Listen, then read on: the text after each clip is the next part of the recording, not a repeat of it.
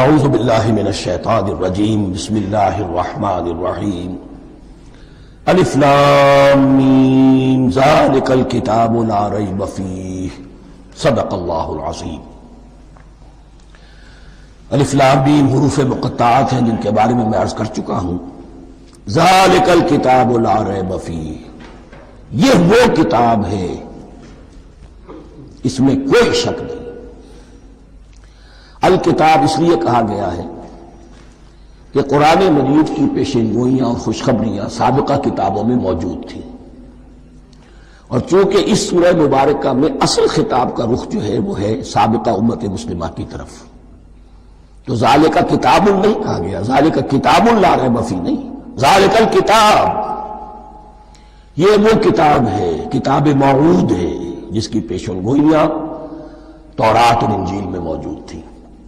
لا ریب فیہ اس میں کوئی شک نہیں۔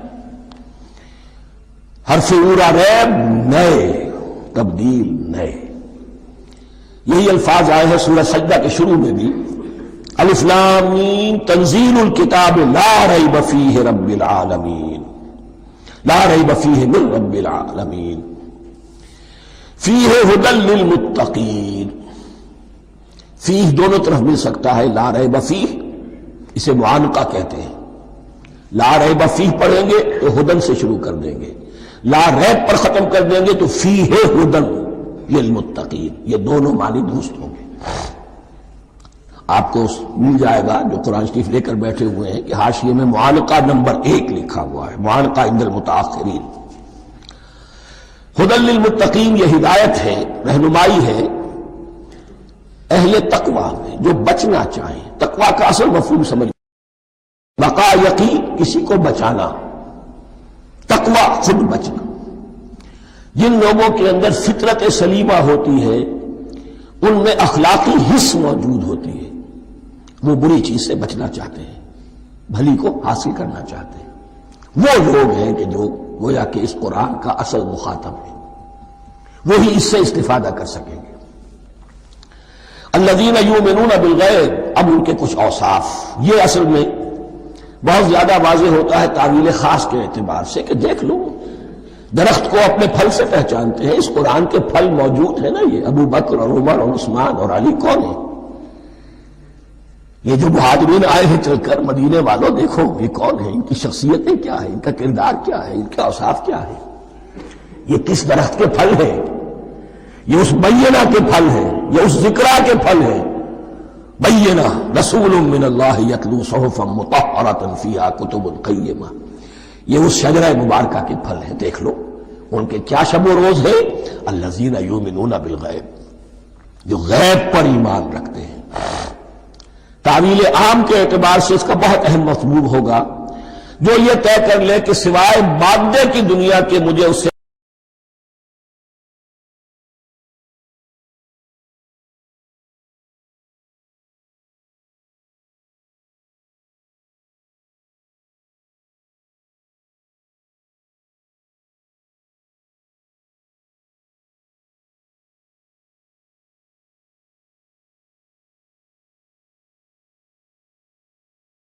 جو اصل حقیقت ہے وہ مستور ہے، نگاہوں سے چھپی ہوئی ہے۔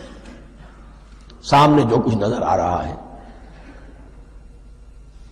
ایک انگلستان کے بہت بڑے فلسفی کی کتاب کا عنوان ہے appearance and reality, reality and appearance, Bradley کی کتاب۔ اپیئرنس جو کچھ نظر آ رہا ہے یہ حقیقت نہیں، حقیقت اس کے پیچھے ہے۔ اور کنفیوشس کا ایک جملہ ہے جو بہت بڑا حکیم اور فلسفی تھا، چین کا بہت بڑا حکیم اور فلسفی، اور ہو سکتا ہے کہ نبی ہو، واللہ عالم، ہم کہہ نہیں سکتے۔ اس کی تعلیم بڑی اخلاقی تعلیم ہے، اور اس کا جملہ سنیے، یہ یؤمنون بالغیب کی اس سے زیادہ صحیح تشریح ممکن نہیں۔ There are certain things, there's nothing more real than what cannot be seen. And there's nothing more certain than what cannot be heard. وہ حقائق جو آنکھوں سے نہیں دیکھے جا سکتے اور کانوں سے نہیں سنے جا سکتے، ان سے زیادہ یقینی اور واقعی حقائق اور کوئی نہیں۔ There is nothing more real than what cannot be seen, and there is nothing more certain than what cannot be heard. الذین یؤمنون بالغیب ویقیمون الصلاۃ، نماز قائم کرتے ہیں، ومما رزقناہم ينفقون، اور جو کچھ ہم نے انہیں دیا ہے اس میں سے خرچ کرتے ہیں، خیر میں، بھلائی میں، نیکی میں، ابناء نو کی حاجات کو رفع کرنے میں، لوگوں کی تکلیفیں دور کرنے میں، خود اللہ کے لیے، اللہ کی رضا جوئی کے لیے، اللہ کو قرض حسنہ دیتے ہوئے۔ والذین یؤمنون بما انزل الیک وما انزل من قبلک، اور وہ کہ جو ایمان رکھتے ہیں اس پر بھی جو آپ پر نازل کیا گیا ہے محمد صلی اللہ علیہ وسلم، اور اس پر بھی کہ جو آپ سے پہلے نازل کیا گیا۔ یہ بہت اہم الفاظ ہیں، اس لیے کہ عام طور پر آج کل ہمارے ہاں یہ خیال پھیلا ہوا ہے کہ یہ تورات اور انجیل کے پڑھنے کا کوئی فائدہ نہیں، کوئی ضرورت نہیں، کوئی ضرورت نہیں کی حد تک تو شاید بات صحیح ہو، لیکن کوئی فائدہ نہیں، یہ بالکل غلط ہے۔ یہ ابتدا ہے قرآن کی، اور کس قدر اہتمام کے ساتھ کہا جا رہا ہے، ایمان صرف قرآن پر نہیں، اس پر بھی کہ جو اس سے پہلے نازل کیا گیا۔ اور سورہ نساء کی آیت، اور سورہ نساء نازل ہوئی کہیں جا کر سن 6 ہجری میں، یا ایھا الذین آمنوا آمنوا باللہ ورسولہ والکتاب الذی نزل علی رسولہ والکتاب الذی انزل من قبل۔ تو اس سے ایمان جو ہے تورات پر اور انجیل پر اور زبور پر اور صحف ابراہیم پر، اجمالی ایمان کی جو اہمیت ہے اس کو اچھی طرح سمجھ لیجیے۔ البتہ یہ ہے کہ چونکہ ہم سمجھتے ہیں اور جانتے ہیں کہ ان کتابوں میں تحریف ہو گئی ہے، لہذا ان کتابوں کی کوئی شے قرآن پر حجت نہیں ہوگی، جو چیز قرآن سے ٹکرائے گی ہم اس کو رد کر دیں گے، ان کتابوں کی کسی شے کو دلیل کے طور پر نہیں لائیں گے۔ لیکن جہاں قرآن مجید کی کسی بات کی نفی نہ ہو رہی ہو تو بہت سے حقائق ہمیں ان کتابوں ہی سے ملتے ہیں۔ انبیاء کے مابین جو زمانی ترتیب ہے، کرونالوجیکل آرڈر جو ہے، وہ تو ہمیں تورات سے ملتا ہے، قرآن میں تو نہیں۔ قرآن میں کبھی حضرت نوح کا ذکر بعد میں ہے، حضرت موسیٰ کا پہلے، وہاں تو کسی اور پہلو سے ترتیب آتی ہے، لیکن وہاں ہمیں تاریخ ملتی ہے ابراہیم کی، اسحاق کی، یعقوب کی، انبیاء بنی اسرائیل کی، موسیٰ کی، عیسیٰ کی، یہ ساری چیزیں۔ تو اس کی اہمیت جو ہے اس کو سمجھ لیجئے۔ والذین یؤمنون بما انزل الیک وما انزل من قبلک وبالآخرۃ ھم یوقنون، آخرت پر وہ یقین رکھتے ہیں۔ نوٹ کرنے والی بات کیا ہے کہ باقی سب چیزوں کے لیے لفظ ایمان آیا، آخرت کے لیے ایقان کیوں؟ واقعہ یہ ہے کہ انسان کے عمل کے اعتبار سے سب سے زیادہ مؤثر شے ایمان بالآخرہ ہے۔ ایمان بالآخرہ ہے تو عمل سیدھا رہے گا کہ ہاں مجھے جواب دہی کرنی ہے، جانا ہے، اٹھنا ہے، اللہ کے حضور حاضری ہے۔ اگر یہ یقین ہے تو عمل صحیح ہوگا۔ اس میں کمی ہو گئی تو توحید جو ہے وہ بھی بس ایک عقیدہ، ایک ڈوگما بن کے رہ جائے گی۔ ایمان بالرسالت بھی بدعات کو جنم دے گا، عید میلاد نبی منا لیجئے اور کچھ عشقیہ اشعار کہہ دیجئے، نعتیہ اشعار کہہ دیجئے، اللہ اللہ خیر صلی اللہ، یہ ایمان بالرسالت کے مظہر ہوں گے۔ عمل انسان کا درست ہوتا ہے آخرت کے یقین کے ساتھ۔ وبالآخرۃ ھم یوقنون، آخرت پر انہی کا یقین ہے، انہی کا یقین ہے۔ یہ حصر بھی ہے اس اعتبار سے کہ یہودی میں مدعی تھے کہ ہم آخرت پر یقین رکھتے ہیں، یہاں کنٹراسٹ دکھایا جا رہا ہے، آخرت پر یقین رکھنے والے یہ لوگ ہیں، اور تعویل خاص کے اعتبار سے وہ لوگ موجود ہیں تمہاری نگاہوں کے سامنے۔ 13 برس کی محنت کی کمائی محمد الرسول اللہ صلی اللہ علیہ وسلم کی، اس کتاب کی، یتلو علیہم آیاتہ ویزکیہم ویعلمہم الکتاب والحکمہ، اس کا جو نتیجہ ہے وہ تمہارے سامنے۔ اولئک علی ھدی من ربہم، یہ وہ لوگ ہیں جو اپنے رب کی طرف سے ہدایت پر ہیں۔ وہ ابتدائی ہدایت بھی ان کے پاس تھی، اور یہ تکمیلی ہدایت بھی، قرآن پر بھی ان کا یقین پورا ہے، اور محمد کا اتباع بھی وہ کر رہے ہیں۔ وَأُولَٰئِكَ هُمُ الْمُفْلِحُونَ، اور یہی وہ لوگ ہیں جو فلاح پانے والے ہیں۔ فلاح کا لفظ بھی قرآن مجید کی بڑی اہم اصطلاح ہے، منزل مراد کو پہنچ جانا، کسی باطنی حقیقت کا عیا ہو جانا، تفصیل انشاءاللہ ہوگی سورہ مومنون کے شروع میں، لیکن یہ کہ فلاح پانے والے، کامیاب ہونے والے اصل میں یہی لوگ ہیں۔ تو گویا کہ تعویل خاص میں صحابہ کرام کی طرف اشارہ ہو گیا، تعویل عام میں ہر شخص کو بتا دیا گیا اگر قرآن کی ہدایت سے مستفید ہونا ہے تو یہ اوصاف اپنے اندر پیدا کرو۔ اب دوسرا گروہ، ان الذین کفروا سواء علیہم انذرتہم ام لم تنذرہم لا یؤمنون، یقیناً جن لوگوں نے کفر کیا، اور یہاں مراد کیا ہے؟ جو کفر پر اڑ گئے ہیں۔ اس کو ہم تعویل عام میں نہیں لے سکتے، اس لیے کہ اگر تو ہم اس کو عام میں لے لیں گے تو اس کے معنی تو یہ ہوں گے جس شخص نے کسی وقت کفر کیا اب وہ ہدایت پر آ ہی نہیں سکتا۔ نہیں، یہ بات نہیں ہے۔ کوئی کفر میں ہے، وہ غالطے کی بنا پر ہے، عدم توجہی کی بنا پر ہے، حق اس پر واضح نہیں ہوا ہے اس لیے ہے، تو آپ اسے سمجھائیں گے، انذار و تبشیر سے اسے فائدہ ہو جائے گا، واعظ و نصیحت سے اسے فائدہ ہو جائے گا۔ ایک وہ ہے کہ جو حق کو سمجھ کر پہچان کر اور پھر اڑ گئے، ضد کی وجہ سے، ہٹ دھرمی کی وجہ سے، تعصب کی وجہ سے، تکبر کی وجہ سے، حسد کی وجہ سے۔ ان الذین کفروا، ایسے لوگوں کا معاملہ کیا ہے؟ سواء علیہم انذرتہم ام لم تنذرہم لا یؤمنون، برابر ہے ان کے لیے خواہ آپ انہیں سمجھائیں خواہ نہ سمجھائیں، ڈرائیں نہ ڈرائیں، انذار فرمائیں نہ کریں، لا یؤمنون، وہ ایمان لانے والے نہیں۔ وہی بات جو میں نے کہی تھی کہ سوتے کو جگایا جا سکتا ہے، جاگتے کو کیسے جگائیں؟ ختم اللہ علی قلوبہم وعلی سمعہم وعلی ابصارہم غشاوہ، ان کے دلوں پر اللہ نے مہر کر دی ہے۔ کیوں کر دی ہے؟ یہ ابتداء مہر نہیں ہوئی، جب حق کو پہچان کر انہوں نے رد کر دیا، اس کی پاداش میں، اس کی سزا کے طور پر۔ ختم اللہ علی قلوبہم، اللہ نے ان کے دلوں پر مہر کر دی ہے، وعلی سمعہم، اور ان کی سماعت پر بھی، وعلی ابصارہم غشاوہ، اور ان کی آنکھوں کے سامنے پردہ پڑ چکا ہے۔ یہ مضمون سورہ یاسین کے شروع میں پھر آئے گا بہت شر و بست کے ساتھ۔ وَلَهُمْ عَذَابٌ عَظِيمٌ، اور ان کے لیے تو اب بہت بڑا عذاب ہے۔ یہ دوسرا گروہ ہو گیا، ایک رکوع میں دو کو سمیٹ لیا گیا، کل ابھی 7 آیتیں ہوئی ہیں۔ ایک وہ گروہ جس نے قرآن مجید کی دعوت سے صحیح صحیح استفادہ کیا، ان میں طلب ہدایت کا مادہ موجود تھا، ان کی فطرتیں سلیم تھیں، ان کے سامنے دعوت آئی، قبول کی، اور قرآن کے بتائے ہوئے راستے پر چلے۔ وہ گلے سرسبد ہیں، وہ شجرہ قرآنی کے نہایت مبارک اور مقدس، وہ اس کے پھل ہیں۔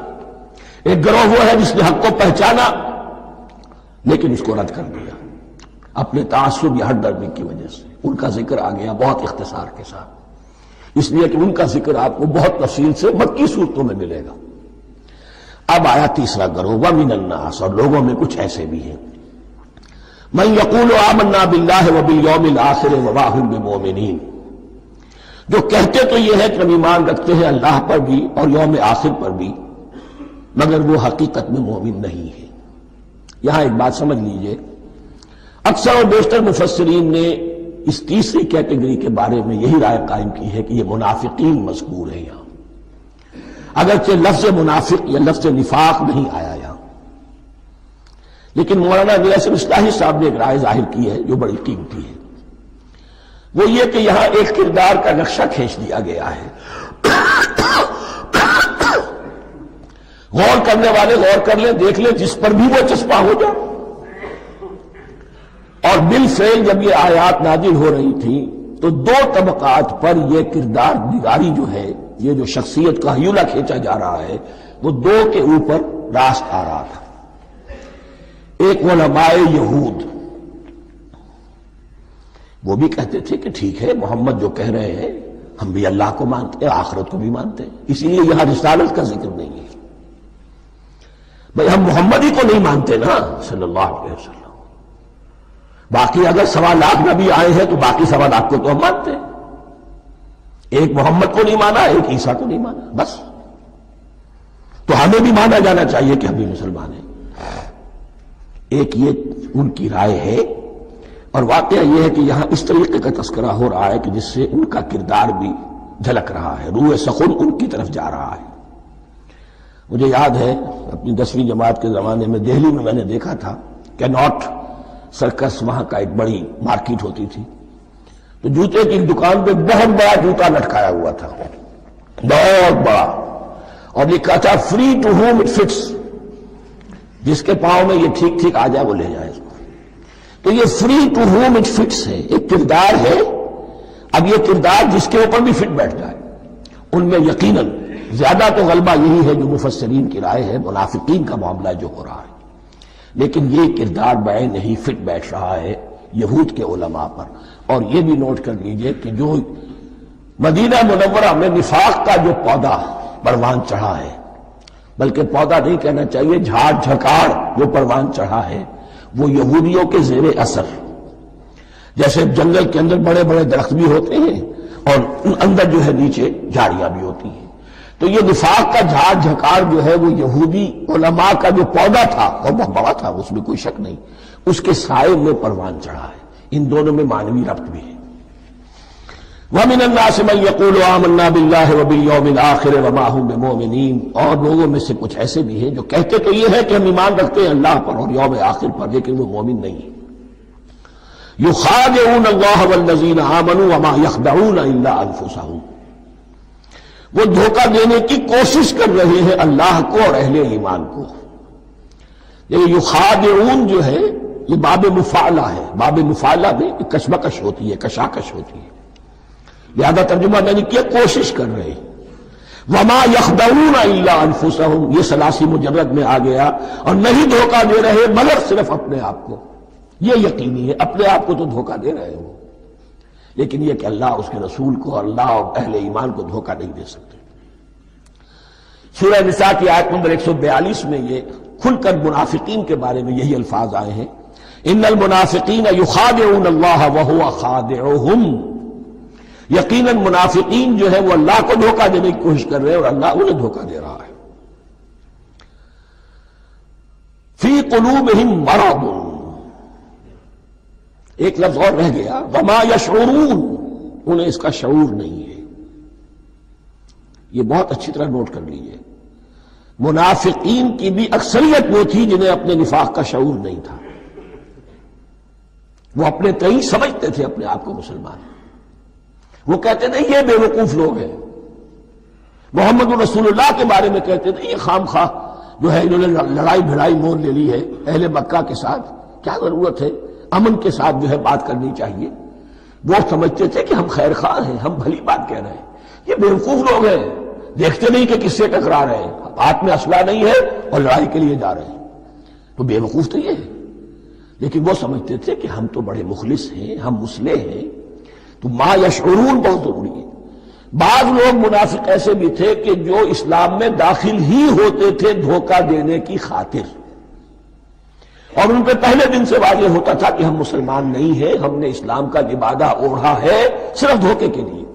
اس کا ایک ذکر سورہ آل عمران میں آئے گا، لیکن اکثر و بیشتر منافقین دوسری طرح کے تھے جنہیں اپنے نفاق کا شعور حاصل نہیں تھا۔ فی قلوبہم مرض، ان کے دلوں میں ایک روگ ہے، بیماری ہے۔ یہ روگ اور بیماری کیا ہے؟ ایک لفظ میں اس کو تعبیر کیا جائے، کردار کی کمزوری، ویکنس آف کیریکٹر۔ ایک شخص وہ ہوتا ہے کہ جو سمجھتا ہے یہ حق ہے، حق سے بعد آباد، اب جو ہو سو ہو۔ ایک حق کو حق پہچان کر رد کر دیتا ہے، وہ کافر ہو گیا۔ ایک حق کو حق پہچان کر آیا تو صحیح، لیکن ویکنس آف کیریکٹر کی وجہ سے قوت ارادی کمزور ہے، آخرت بھی چاہتے ہیں، دنیا کو بھی ہاتھ سے دینے کو تیار نہیں، یہاں کا بھی کوئی نقصان نہ ہو اور آخرت کا بھی سارا بھلا ہمیں مل جائے۔ یہ وہ لوگ ہیں در حقیقت کہ اس کو کہا روگ۔ فی قلوبہم مرض فزادہم اللہ مرضا، تو اللہ نے ان کے مرض میں اضافہ کر دیا۔ یہ اللہ کی سنت ہے، آپ حق پر چلنا چاہیں حق کا راستہ آپ کے لیے آسان کر دے گا، آپ برائی کی طرف جانا چاہیں بڑی سے بڑی برائی آپ کے لیے ہلکی ہوتی چلی جائے گی، کوئی خاص بات ہی نہیں، چلو یہ بھی کر گزرو، جب یہ کر لیا تو یہ بھی کر گزرو۔ اور اگر آپ بین بین لٹکنا چاہیں تو اللہ اسی پہ چھوڑ دیتا ہے، ٹھیک ہے آپ سمجھتے ہیں ہم کامیاب ہو رہے ہیں، ہم نے مسلمانوں کو بھی دھوکہ دے لیا، وہ ہمیں مسلمان سمجھتے ہیں، اور یہودیوں کو بھی دھوکہ دے لیا، وہ سمجھتے ہیں کہ ہم ان کے ساتھی ہیں، تو سمجھا کامیاب ہو رہے ہیں، حقیقت میں کامیابی نہیں۔ فی قلوبہم مرض فزادہم اللہ مرضا ولہم عذاب علیم بما کانوا یکذبون، اور ان کے لیے تو دردناک عذاب ہے۔ عذاب عظیم کا لفظ آیا تھا اوپر کفار کے لیے، وَلَهُمْ عَذَابٌ عَظِيمٌ، 7ویں آیت ختم ہوئی، اور عذاب علیم کا لفظ آیا یہاں، ان کے لیے دردناک المناک عذاب ہے، بما کانوا یکذبون، بسبب اس جھوٹ کے جو وہ بول رہے تھے۔ وَإِذَا قِيلَ لَهُمْ لَا تُفْسِدُوا فِي الْأَرْضِ، اور جب ان سے کہا جاتا تھا مت فساد کرو زمین میں، مراد کیا ہے اس سے؟ کہ جب محمد کو مان لیا کہ اللہ کے رسول ہیں، اب ٹھیک ٹھیک پیروی کرو، ان کے پیچھے چلو، ان کا حکم ہے تو جنگ کے لیے نکلو، ان کی طرف سے تقاضا آتا ہے مال پیش کرو، اور اگر تم اس سے کتراتے ہو تو فساد مچا رہے ہیں، جماعتی زندگی کے اندر فتنہ و فساد پیدا کر رہے ہیں۔ وَإِذَا قِيلَ لَهُمْ لَا تُفْسِدُوا فِي الْأَرْضِ قَالُوا إِنَّمَا نَحْنُ مُصْلِحُونَ، وہ کہتے تھے نہیں ہم تو صلح کرانے والے ہیں، اصلاح کرنے والے ہیں، ہم چاہتے ہیں لڑنا بھیڑنا کوئی اچھی بات نہیں ہے، ٹکراؤ تصادم یہ کوئی اچھے کام تھوڑا ہی ہے، بس ٹھنڈے ٹھنڈے دعوت دیتے رہو، جو چاہے قبول کر لے، جو چاہے رد کر دے، خام خواہ یہ ٹکرانا اور یہ جنگ کرنا اور اللہ کے دین کو غالب کرنے کے لیے یہ قربانی دو اور یہ مصیبت جھیلو اور یہ مشقت برداشت کرو اور یہ چیز چھوڑو اور یہ ترک کرو، یہ کاہے کے لیے؟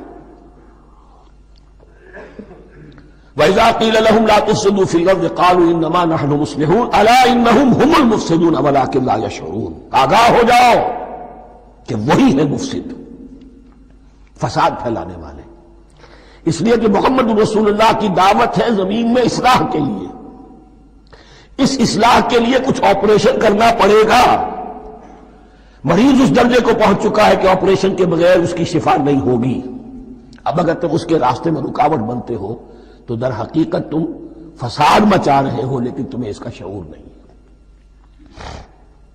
الا انہم ہم المفسدون ولکن لا یشعرون، پھر دیکھیے نوٹ کیجئے، شعور نہیں ہے، شعوری نفاق اور شے ہے، غیر شعوری نفاق ہے کہ جس کا یہ سارا تذکرہ ہو رہا ہے۔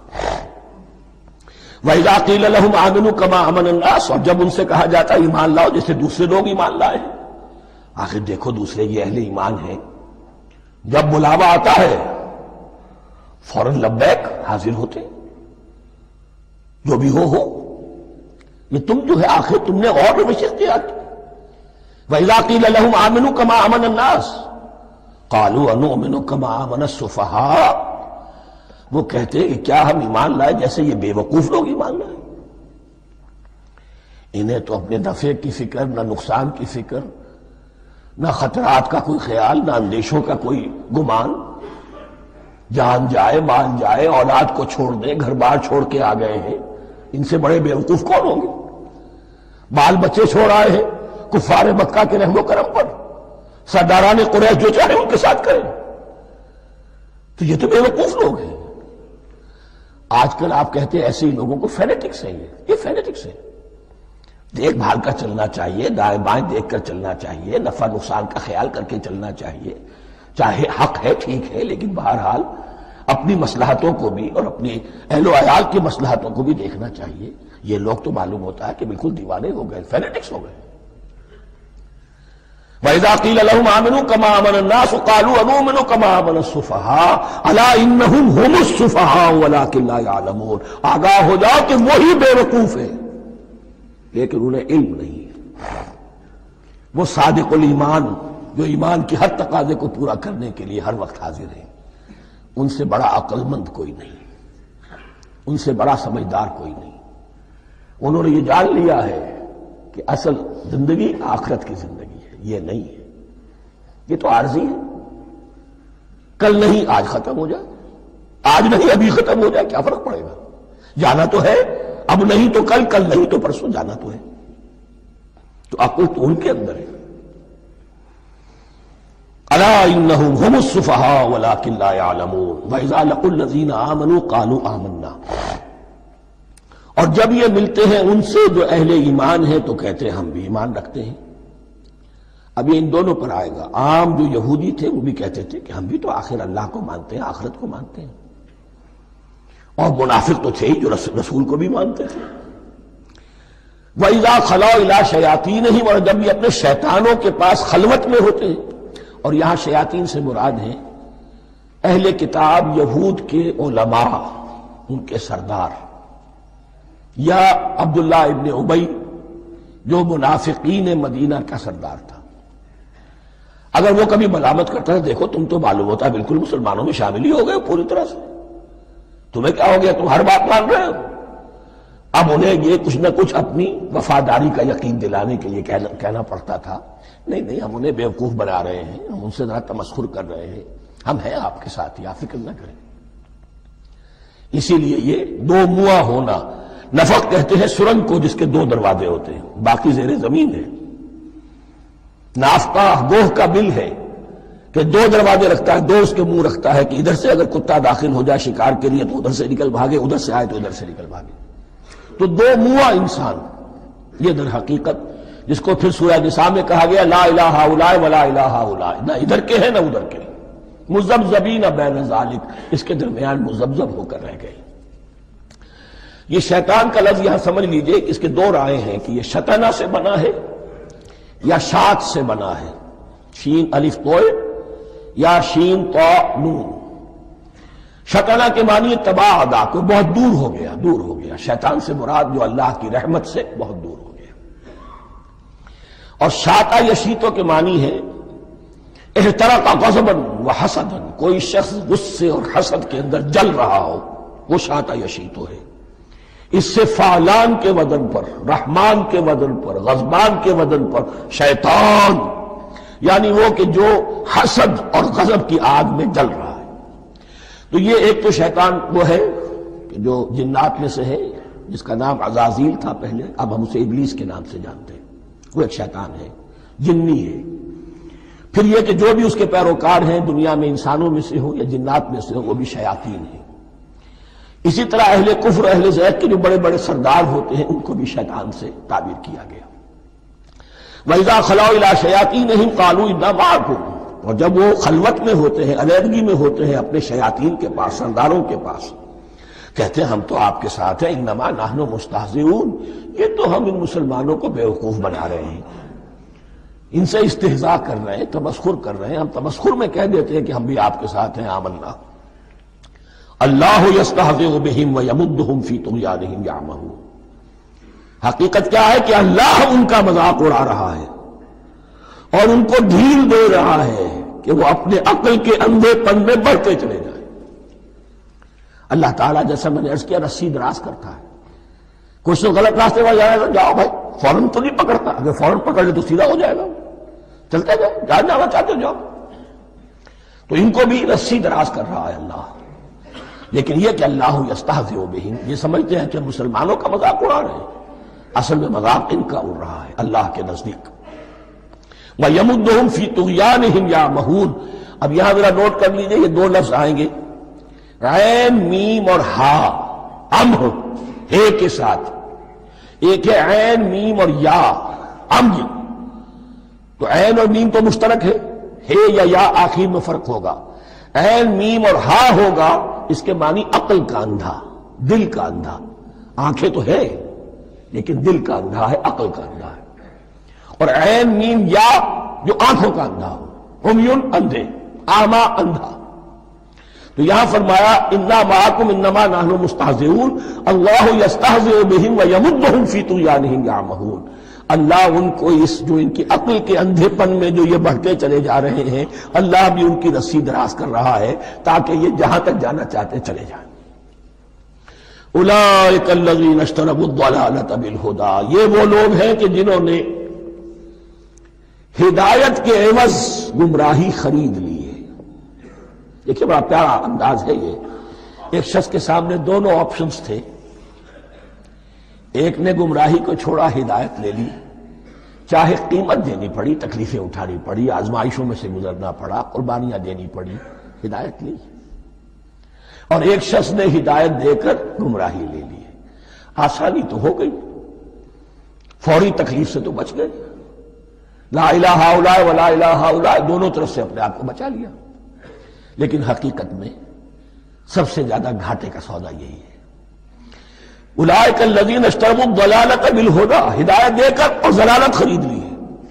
فما ربحت تجارتہم، تو ان کی تجارت ان کے حق میں ہرگز مفید نہیں ہوئی.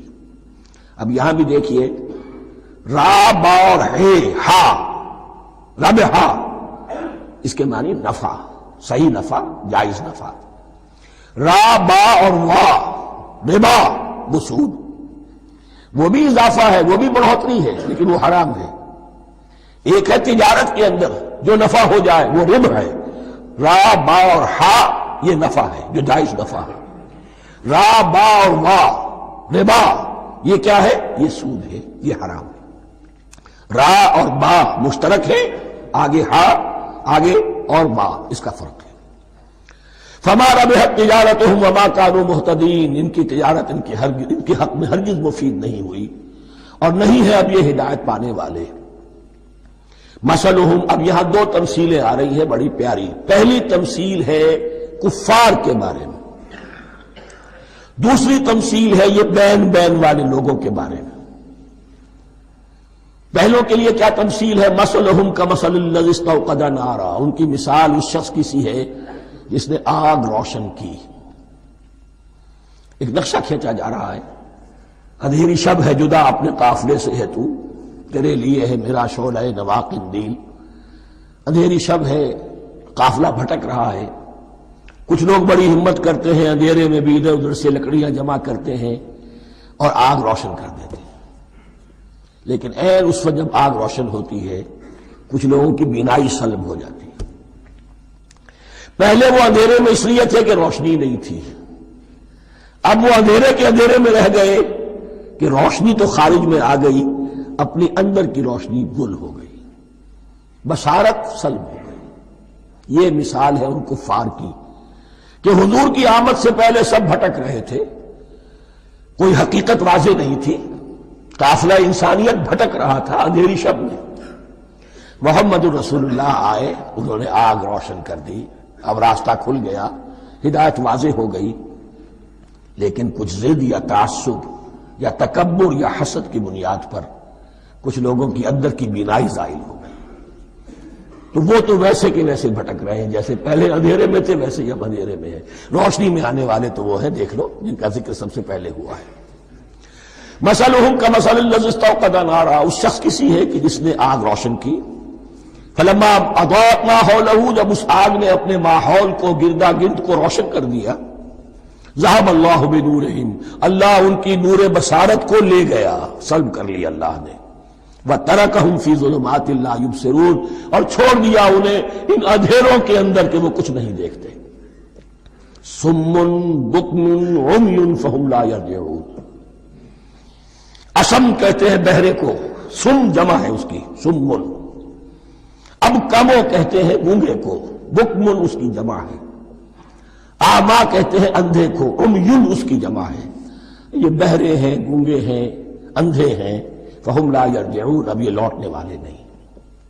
یہ کون ہے؟ ابو جہل ہے، ابو لہب ہے، ولید بن مغیرہ ہے، عقبہ ابن ابی معیط ہے.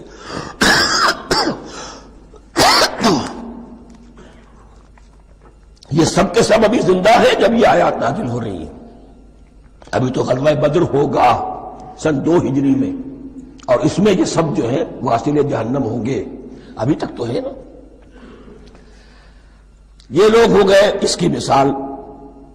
مثلہم کمثل الذی استوقد نارا فلما اضاءت ما حولہ ذہب اللہ بنورہم وترکہم فی ظلمات لا یبصرون صم بکم عمی فہم لا یرجعون. اب دوسری مثال، او کصیب من السماء، یا بڑی زور کی بارش برس رہی ہے آسمان سے.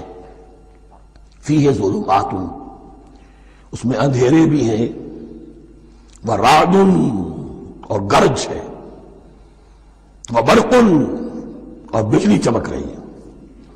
یجعلون اصابعہم فی اذانہم من الصواعق حذر الموت، کچھ لوگ ہیں کہ جو اپنی انگلیاں اپنے کانوں کے اندر ٹھوسے ہوئے ہیں کہ وہ جو کڑک ہے اس سے ان کی جانیں نہ نکل جائیں، موت نہ آ جائے۔ کڑکا ایسا ہے کہ اس کڑکے سے بچنے کے لیے اپنی انگلیاں اپنی کانوں میں ٹھوس رکھی ہیں، حذر الموت، موت کے خوف سے۔ واللہ محیط بالکافرین، اللہ ایسے کافروں کا احاطہ کیے ہوئے، بچ کر کہاں جائیں گے۔ یکاد البرق یخطف ابصارہم، قریب ہے کہ بجلی ان کی نگاہوں کو لے جائے، ان کی بینائی کو سلب کر لے۔ کلما اضاء لہم، لیکن ہوتا کیا ہے، جب ذرا روشنی ہوئی تو چل لیے۔ مشوا فیہ، بجلی چمکی، کچھ نظر آ گیا دائیں بائیں تو کچھ تھوڑا سا چل لیے۔ وَإِذَا أَظْلَمَ عَلَيْهِمْ، اور جب تاریکی ان پر طاری ہو گئی، قاموا، کھڑے کے کھڑے رہ گئے۔ یہ نقشہ ہے ان کا کہ ایک طرف بارش ہو رہی ہے، قرآن مجید ہے، آسمان سے نازل ہو رہا ہے، یہ ماہ مبارکہ ہے، یہ کتاب مبارکن ہے، لیکن یہ کہ اس کے ساتھ کڑکے ہیں، گرج ہے، کفر سے مقابلہ ہے، کفر کی طرف سے دھمکیاں ہیں، اندیشے ہیں، خطرات ہیں، امتحانات ہیں، آزمائشیں ہیں۔ ذرا کہیں حالات کچھ بہتر ہوئے، کچھ جسے بریدنگ سپیس کہتے ہیں ملی، تو تھوڑا سا چل لیے، ہم بھی مسلمان ہیں، کوئی خاص موقع نہیں ہے، کسی جنگ کے لیے بلایا نہیں جا رہا ہے، تو بڑھ چڑھ کے باتیں کر رہے ہیں، اپنے ایمان کا اظہار بھی کر رہے ہیں۔ جیسے ہی کوئی آزمائش آئی چھٹک کر کھڑے کے کھڑے رہ گئے۔ وَلَوْ شَاءَ اللَّهُ لَذَهَبَ بِسَمْعِهِمْ وَأَبْصَارِهِمْ، اللہ چاہتا تو ان کی سماعت اور بصارت کو بھی سلب کر لیتا، لیکن اللہ کا قانون یہی ہے، جو جہاں رہنا چاہے اس نے آزادی ارادہ دی ہے انسان کو۔ تم اگر مومن صادق بن کر رہنا چاہتے ہو، اس کو آسان کر دے گا تمہارے لیے۔ تم نے اپنے تعصب کی وجہ سے، اپنے تکبر کی وجہ سے کفر کا راستہ اختیار کیا، اللہ اسی کو کھول دے گا۔ تم بیچ میں لٹکنا چاہتے ہو، لٹکتے رہو، اللہ تعالیٰ جو ہے جبرن کسی کو نہ حق پہ لائے گا، نہ جبرن کسی کو باطل پر لے کر جائے گا، اس لیے کہ جبر اگر ہو تو پھر امتحان کا معاملہ ختم، پھر جزا و سزا بیکار ہے، غیر منطقی ہے، غیر معقول ہے۔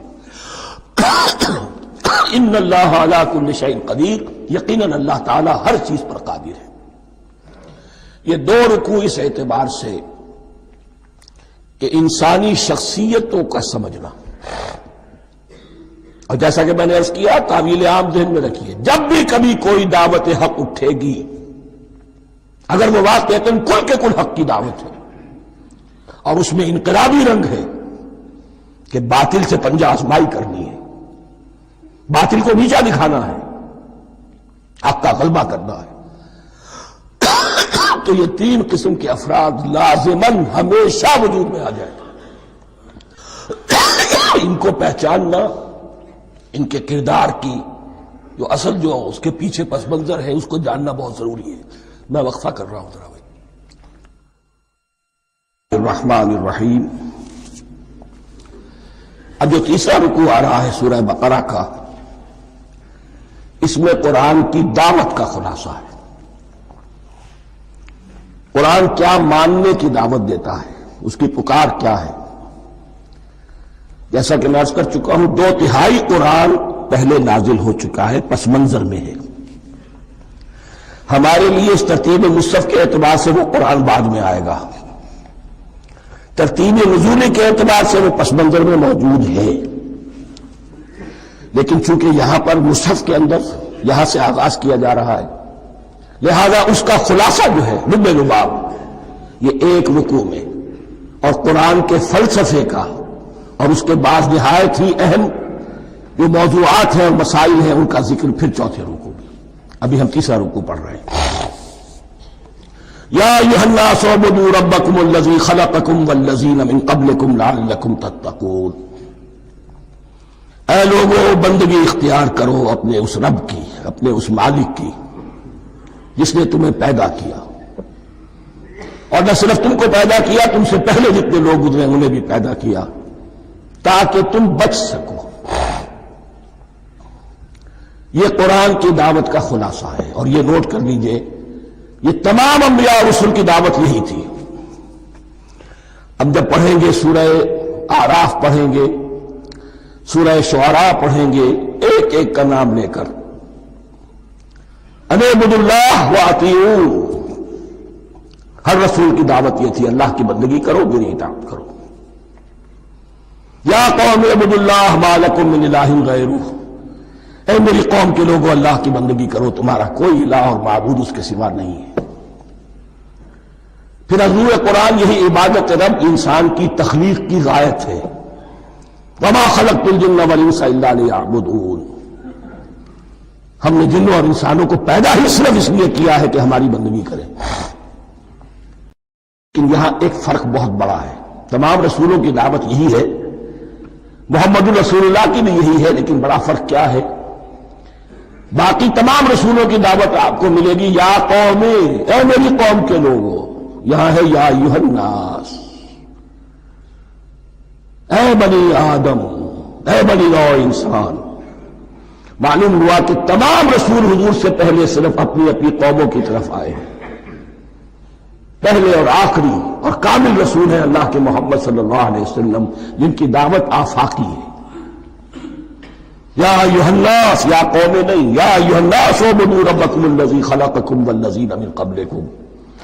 اس میں دلیل بھی آ گئی کہ عام طور پر لوگ جو ہے غلط راستے پر اس دلیل سے جمے رہتے ہیں کہ ہمارے آباء و اجداد کا راستہ یہی تھا۔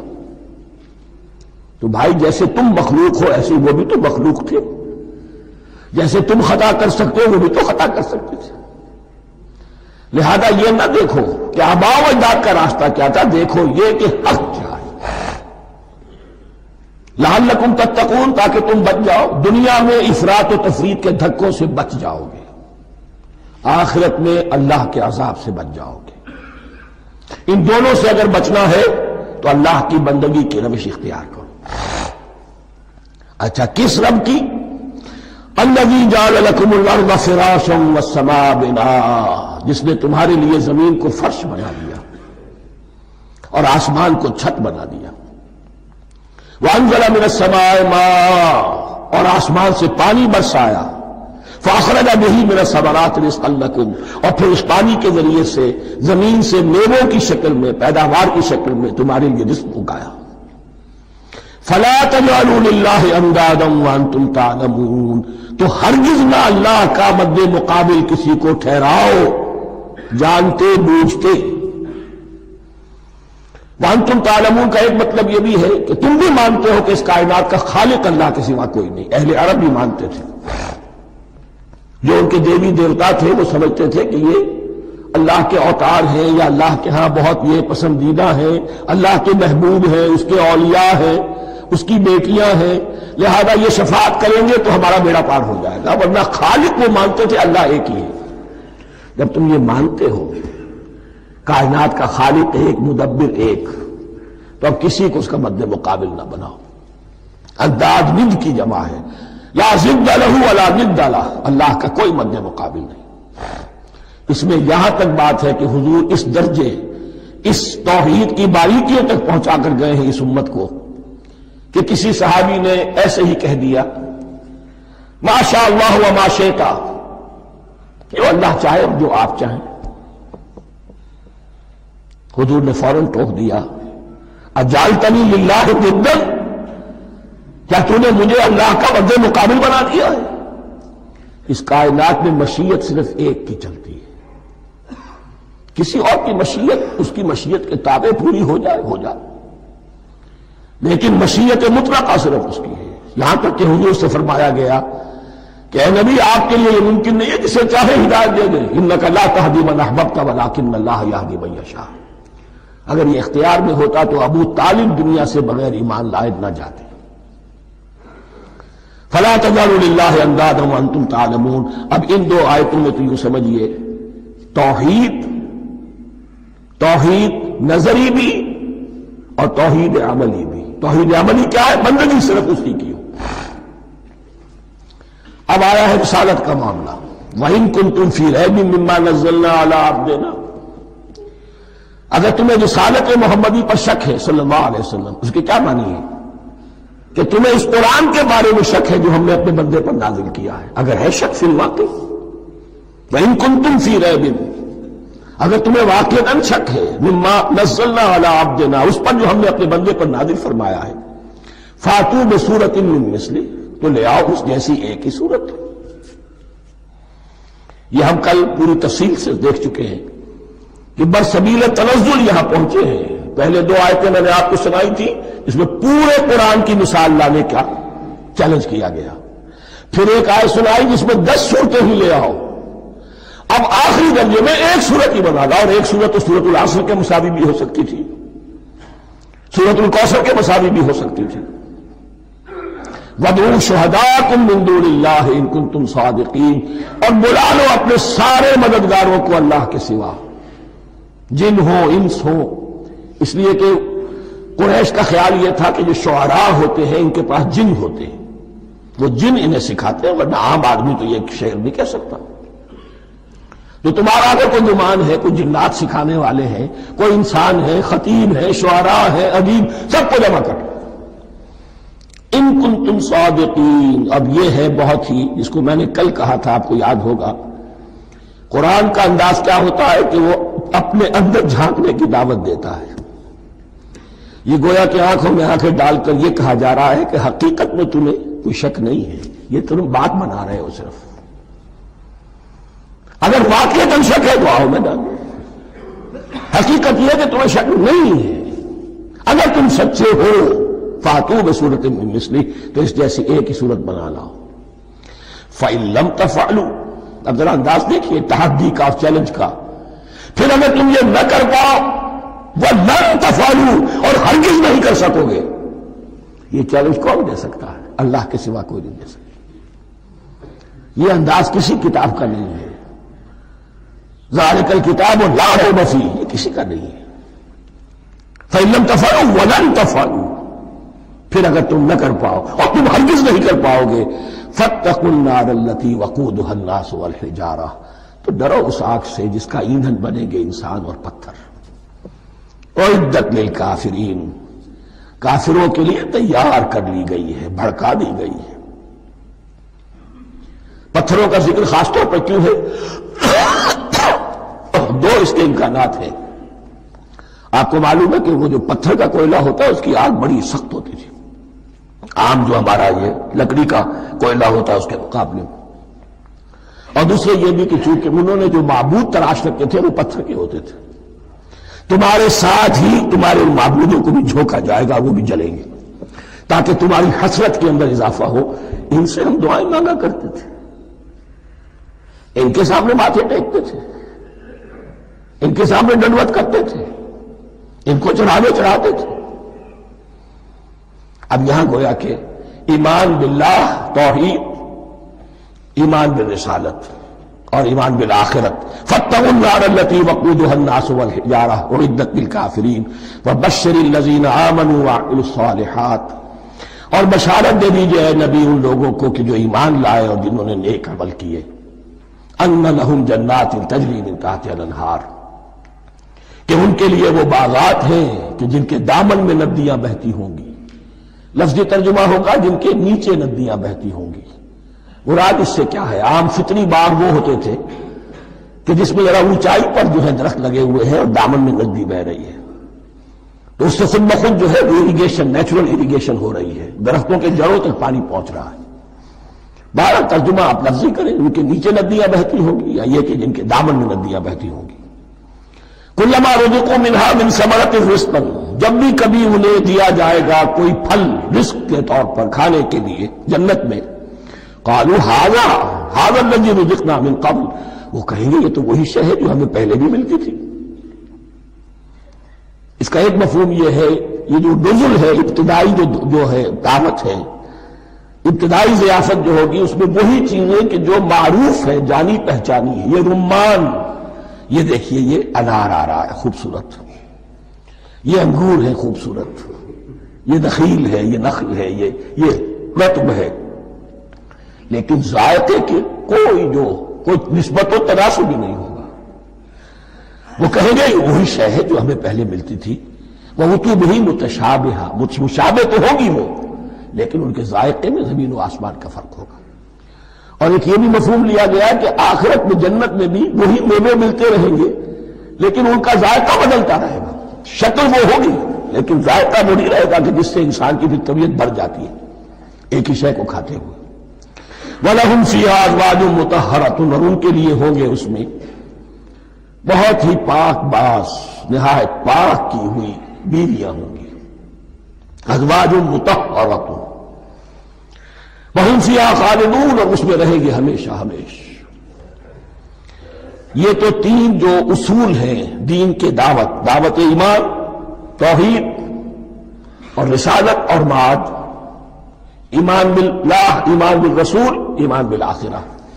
اب ذرا کچھ ضمنی مسائل ہیں کہ جو بعض کفار کی طرف سے، بعض معتزلین کی طرف سے پیش ہوتے تھے، وہ کبھی بھی اس چیلنج کا مقابلہ تو نہ کر سکے، میدان میں تو نہ آ سکے. یہ بالکل ایسی بات ہے جیسے کسی مصور کی تصویر پر اعتراض کرنے والے تو بہت تھے. جب کہا گیا کہ ذرا یہ لیجیے قلم، اس کو ٹھیک کر دیجیے، یہ برش آپ کے ہاتھ میں دیتا ہوں، اب سب پیچھے ہٹ گئے. تو کوئی صورت قرآن کے مقابلے میں لانا وہ تو ان کے لیے ممکن نہیں تھی، لیکن ادھر ادھر سے اعتراضات کرنے کے لیے جو زبانیں کھلتی تھی ان میں سے ایک اعتراض نقل کیا جا رہا ہے. وہ یہ تھا کہ وہ کہتے تھے کہ قرآن مجید میں مکھی کی تشبیہ آئی ہے، یہ تو بڑی حقیر سی شے ہے. اعلیٰ کلام ہو اور اعلیٰ متکلم ہو، ایسی حقیر چیزوں کا تذکرہ نہیں کرتا.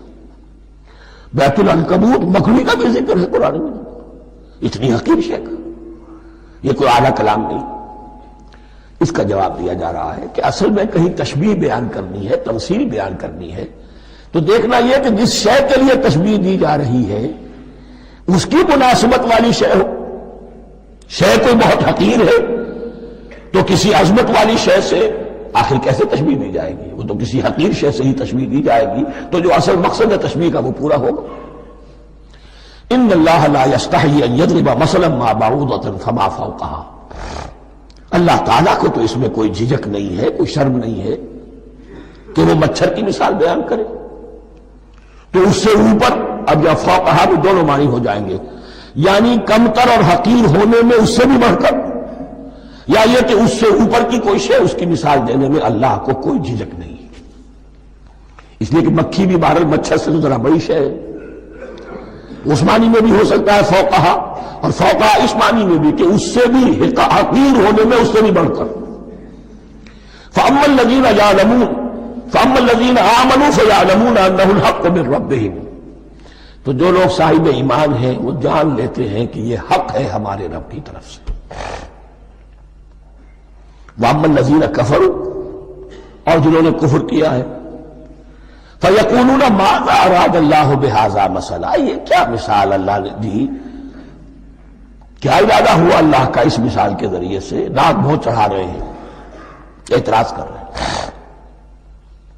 اب جو آ رہا ہے اگلا جملہ وہ ہے بہت اہم، یضل بہ کثیرا ویہدی بہ کثیرا، اسی کے ذریعے سے اللہ بہتوں کو ہدایت دیتا ہے اور اسی کے ذریعے سے بہتوں کو گمراہ کرتا ہے. معلوم ہوا کہ ہدایت اور گمراہی اور ہدایت اور ضلالت انسان کی سبجیکٹو کنڈیشن کے اوپر دار و مدار ہے. اس کا آپ کے دل میں خیر ہے، بھلائی ہے، نیت صحیح ہے، طلب ہدایت، طلب علم، اس میں آپ سچے ہیں، آپ کو ہدایت مل جائے گی. دل میں زیغ ہے، کجی ہے، نیت میں ٹیڑھ ہے، فساد ہے، تو اسی کے ذریعے سے اللہ آپ کی گمراہی میں اضافہ کر دے گا. یضل بہ کثیرا ویہدی بہ کثیرا، لیکن اللہ کا یہ کسی کو ہدایت دینا اور کسی کو ضلالت دینا علل ٹپ نہیں ہے، کسی قاعدے اور قانون کے بغیر نہیں ہے. وما یضل بہ الا الفاسقین، نہیں گمراہ کرتا وہ اس کے ذریعے سے مگر صرف سرکش لوگوں کو، جن میں سرکشی ہے، تعلی ہے، تکبر ہے. اور ان کے اوصاف کیا ہے؟ الذین ینقضون عہد اللہ من بعد میثاقہ، جو توڑ دیتے ہیں اللہ کے ساتھ کیے ہوئے عہد کو. اور سب سے بڑا عہد یہ سورہ اعراف میں چل کر آئے گا، عہد الست. عالم ارواح میں ہم عہد الست کر کے آئے. الست بربکم قالوا بلی، کیا میں ہی نہیں ہوں تمہارا رب؟ تمام ارواح میں، میں بھی تھا، آپ بھی تھے، سب تھے، کل انسان، جتنے انسان دنیا میں آج تک آ چکے ہیں وہ بھی تھے، اور جو آنے ہیں ابھی قیامت تک وہ بھی تھے، لیکن تھے صرف ارواح کی شکل میں، جسم نہیں تھے. اور یہ میں آپ کو بتا چکا ہوں، مکمل وجود ہے انسان کا روحانی وجود. اولاً تخلیق اس کی ہوئی تھی، اسی سے آگے چل کر ایک بہت فلسفے کا بہت گہرا مضمون آ رہا ہے آگے چل کر. وہ جو عہد الست بربکم قالوا بلی، انہوں نے اس عہد کو توڑا، اللہ کو اپنا مالک اور خالق اور اپنا حاکم جاننے کی بجائے خود حاکم بن کر بیٹھ گئے. الیس لی ملک مصر، کیا مصر کی بادشاہی میری نہیں ہے؟ I am the sovereign, we are sovereign, popular sovereignty. بغاوت، سرکشی، فاسق. وما يضل به الا الفاسقين الذين ينقضون الميثاق ويقطعون ما امر الله به ان يوصل، اور کاٹتے ہیں وہ چیز جسے اللہ نے جوڑنے کا حکم دیا ہے. اللہ نے صلہ رحمی کا حکم دیا ہے، یہ قطع رحمی کرتے ہیں. مال کی طلب میں بھائی بھائی کو ختم کرتا ہے اس کے مال کو ہتھیانے کے لیے، اپنی ذاتی اغراض کے لیے تمام اخلاقی حدود جو ہے انسان پر سو پیش ڈال دیتا ہے. اپنا تکبر، اپنے لیے تعلی. الذین، آپ دیکھیے نوٹ کیجئے، اس میں ہماری شریعت کا فلسفہ یہ ہے، ایک تعلق ہے اللہ کا بندے کے ساتھ، حقوق اللہ. ایک ہے بندوں کا بندوں کے ساتھ، حقوق العباد. اللہ کا حق کیا ہے؟ اسے حاکم اور مالک، اور حاکم سمجھو، الملک سمجھو، خود اس کے بندے بنو. انسانوں کا حق کیا ہے؟ کونوا عباد اللہ اخوانا، سب آپس میں بھائی بھائی اللہ کے بندے بن جاؤ. اور اس میں سب سے اہم ترین رحمی رشتہ ہے، سگے بھائی، سگے بھائی بہنیں. پھر دادی کے اوپر جا کر وہ کزنز آ جائیں گے، پر دادی پر جا کر اور جمع ہو جائیں گے، یہاں تک کہ آدم و حوا پر تمام انسان جمع ہو جائیں گے. تو رحمی رشتے کی بڑی اہمیت ہے. تو وہ فاسقین کے جو توڑتے ہیں اللہ کے عہد کو، اس کو مضبوطی سے باندھنے کے بعد، وَيَقْطَعُونَ مَا أَمَرَ اللَّهُ بِهِ أَن يُوصَلَ وَيُفْسِدُونَ فِي الْأَرْضِ، انہی دونوں چیزوں کے نتیجے میں زمین میں فساد پیدا ہوتا ہے. یا اللہ کی اطاعت سے باغی ہو گئے، اور یا آپس میں ایک دوسرے کی گردنیں کاٹنے لگے. اولئک ھم الخاسرون، یہی لوگ ہیں جو بالآخر خسارے میں، آخری اور دائمی خسارے میں رہنے والے ہیں. کیف تکفرون باللہ وکنتم امواتا، تم کیسے کفر کرتے ہو اللہ کا. بڑا پیارا انداز ہے. وکنتم امواتا، تم مردہ تھے، فاحیاکم، تمہیں زندہ کیا. ثم یمیتکم، پھر تمہیں مارے گا. ثم یحییکم، پھر جلائے گا. ثم الیہ ترجعون، پھر تم اس کی طرف لوٹ جاؤ گے، لوٹا دیے جاؤ گے. یہاں وہ بات آ گئی جو آج نگاہوں سے بالکل اوجھل ہو چکی ہے. یہ ہم دنیا میں آنے سے پہلے مردہ تھے، کیا مانی؟ یہ مضمون آ کر اصل میں سورہ غافر یا سورہ مومن میں چل کر اس کی پوری وضاحت ہوگی. لیکن چونکہ یہاں تذکرہ ہو چکا ہے عہد الست کا، ہماری پہلی تخلیق ہوئی عالم ارواح میں، ارواح کی صورت میں، پھر ہمیں سلا دیا گیا. وہ ہماری پہلی موت تھی. مردہ جو ہے معدوم نہیں ہوتا، مردہ ہوتا ہے، بے جان ہوتا ہے، سویا ہوا ہوتا ہے. اور موت کو اور نیند کو تشبیہ دی گئی ہے.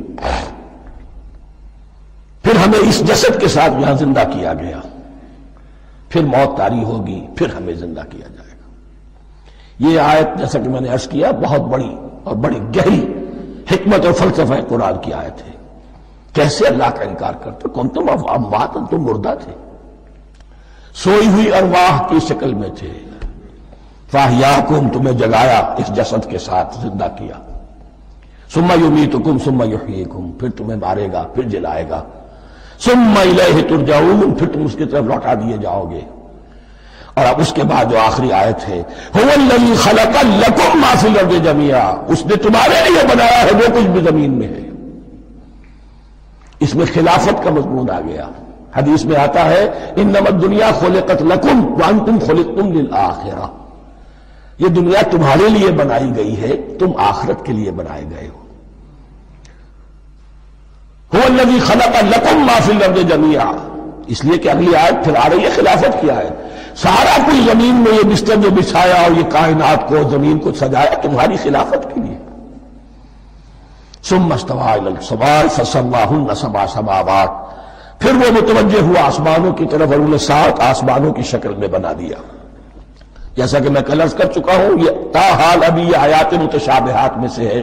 7 آسمانوں کی کیا حقیقت ہے ہم اس سے ابھی پورے طور سے واقف نہیں. وَهُوَ بِكُلِّ شَيْءٍ عَلِيمٌ، اور اسے ہر شے کا علم حقیقی حاصل ہے.